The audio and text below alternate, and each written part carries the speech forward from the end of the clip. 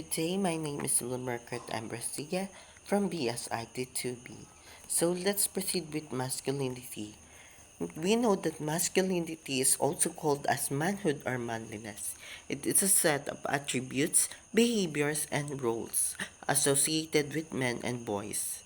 So masculinity is a social construct that refers to the behaviors, languages, and practices that are commonly associated with men in a specific culture or an organization. It can also be defined as the quality of nature of being masculine or manly. What makes a man a man? Being a man means you gotta be strong, pero alam naman natin na ang strength ng isang tao ay may pagkakaiba, mapa-physical man o mental.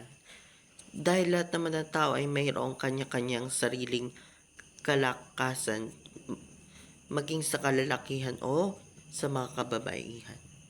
So, base sa akin, ang pagiging what makes a man, ay ito ay hindi lang pagiging isang mabuting leader o pagbigay ng support sa mga anak natin or sa mga pamilya natin, ganun. Dahil ang pagiging isang man para sa akin ay ito ay pagpapakita mo ng care mo sa family mo, halimbawa sa pag-aalaga sa kanila, sa pagpapalakas ng loob nila or pagtulong sa kanila na babawasan yung mga stress nila, ganun, o kailangan nila na sapat na na care or pag-aalaga natin yan para mapakita natin na concern tayo at upang mabawasan din yung kanilang mga stress, ganun, sa pamamagitan ng pagkakamusta natin sa kanila or yun, yung mga yun. So ayon nga din dun sa nalaman ko sa according kay Kimmel, so dun sa first one na kanyang ay no sissy stop, kasi being a man means you don't do feminist stuff, yung mga hindi tayo gumagawa ng mga sissy stuff, yung mga pambabae, ganun.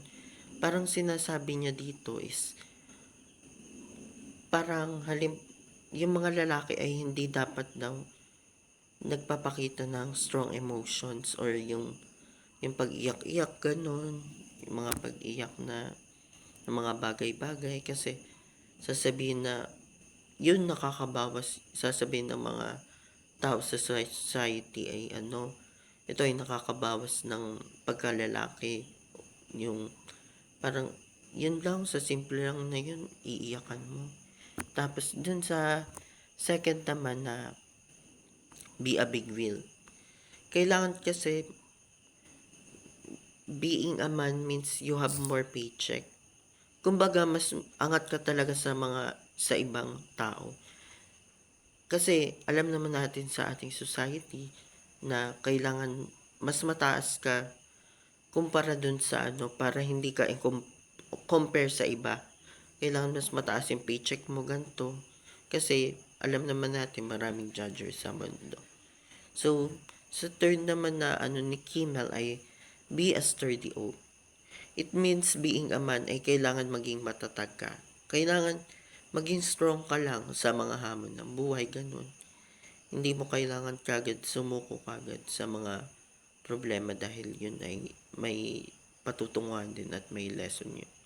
So, lastly naman ay give and help.